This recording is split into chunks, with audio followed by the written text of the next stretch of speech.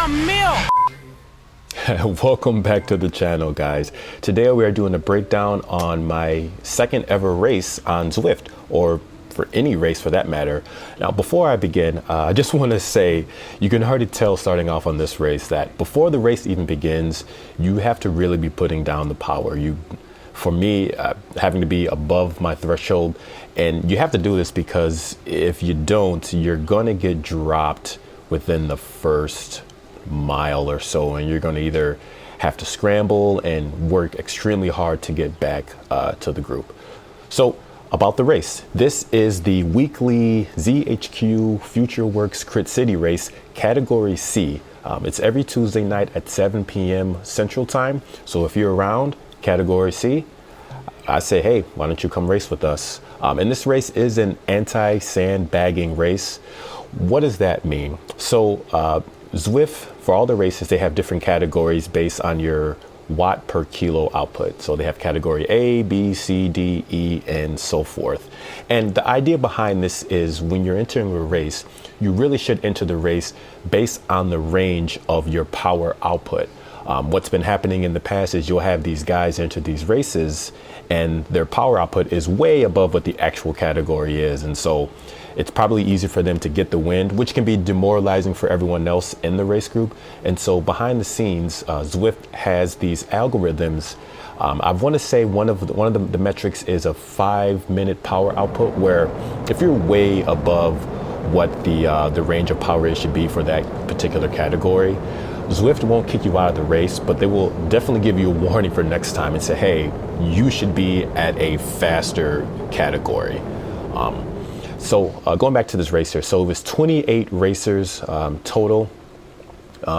Because this is only my second race in general, I didn't really know what I was doing. But as far as strategy, my plan was basically to sit in for the entire race and then hopefully set myself up for some sort of field sprint. Now, I'm not a sprinter. I'm more of a domestique, or I do like to pull, but I'm definitely not I'm not a sprinter.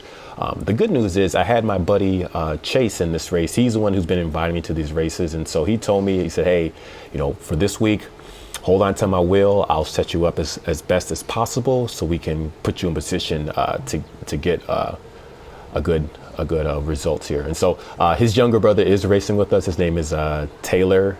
He's the fast one in the bunch, and just spoiler alerts, he did get first place for this race, Taylor. So in addition to his older brother Chase helping me out here to try to get a win, both of our goals was to beat his little brother Taylor, and that did not happen. Like I said, I don't know what I'm doing, and this is where I need the help of you guys, the viewers. If you see anything, if you have any suggestions on strategy, on power-ups, I'm all ears. And I'm using all of this as training so that hopefully for the 2021 season, I'll be able to race outside. And before I continue, let me just give you some quick stats about myself. So I am 74 kilograms. My current Zwift FTP is 236, which puts me at a 3.2 watts per kilo. So fast forwarding in this race here, so there was this section here, this cobblestone section with a little bit of an incline. I want to say it was probably around anywhere between like 4 to 7%. And this is kind of the place where I've noticed people using their feather power-ups, and you could definitely get dropped here if you don't pay attention to the course.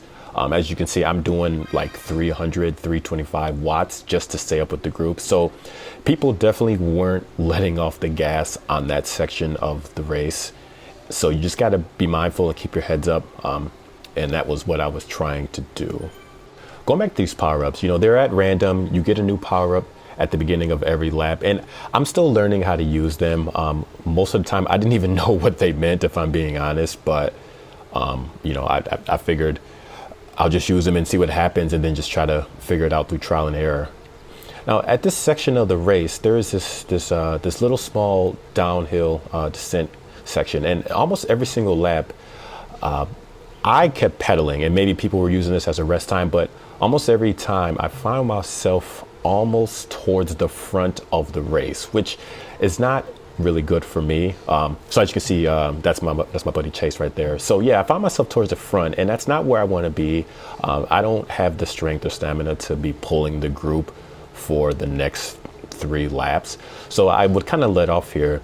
But the problem with that strategy is once you start letting off, you have to be really mindful of how you do it, because if you let off the pedals too much, you could end up either at the back of the group. You could get dropped, and so you're gonna have to waste more effort just to get back to the group. So fast forwarding again here, this is the final lap. Each lap was about 1.2 miles long. So everyone is kind of setting up for some sort of field sprint towards the end. You can see this power up I got here, this burrito. I didn't even know what it was. I'm like, yo, what am I gonna do with this burrito power up? Does it make me like gassy? Does I get like extra horsepower through gassing? What is it? And then I found out later it just means that I'm undraftable. But yeah, look at my heart rate, look at my cadence, look at my power output. So being that it's the last lap, this is the point where you kind of have to start giving it all you got. And as you guys know, and what I always preach, you gotta spin to win. So I think my max heart rate is like 183 and I'm at 171. And so it's not uncomfortable, but it's not super comfortable either. So here everyone is kind of not scrambling, but everyone's, getting together. See, okay, you can see again my buddy Chase right behind me. So everyone's kind of setting up here, figuring out their strategy. There weren't too many breakaways and attacks on this race. For the most part, everyone was just kind of sitting in here and just trying to figure out what they were going to do when it came to the field sprint. So again, we're back at this hill again, and yeah, it's for the last lap, when you're trying to give it all you got, having these hills here, this is where you could easily pop. So you have to leave a little bit in the tank to get over this little descent while still having gas to finish out the race. So now we're at about a half a mile left to go. So already we're starting to see gaps forming. People are kind of struggling to stay in the group. We have what appears to be a breakaway towards the front. So I already know right away that I'm not getting first place. And because of these gaps now, I'm having to close these gaps down. And of course, people are following my wheel through it. So yeah, it's getting tough. Right now, my heart's at what, 172, 173. Putting out about 250 watts. So again, here's this downhill section. So I probably should have tried to move up at this downhill part, because I noticed in the last few laps, people were kind of freewheeling from what it seemed, and I was able to move up at least several wheels just in that section here. But the gap is too big right here, so I don't know if I can close that gap while still having enough energy for the sprint. And right here, this is where I messed up, right at that turn. So I should have already been sort of winding up the power. And I think by the time I started sprinting, it was a little bit too late. You can see me struggling. So yeah, so that was that. So in the end, I ended up getting 8th place on Zwift. And for the Zwift Power website, I ended up placing 5th. So if you register for the Zwift Power site, you can get your points added, etc. So 8th on here, 5th on the Zwift Power. So yeah, guys, it's going to be a long winter of trying to figure out how to do these Zwift races. And like I said, it's going to be a learning process for me.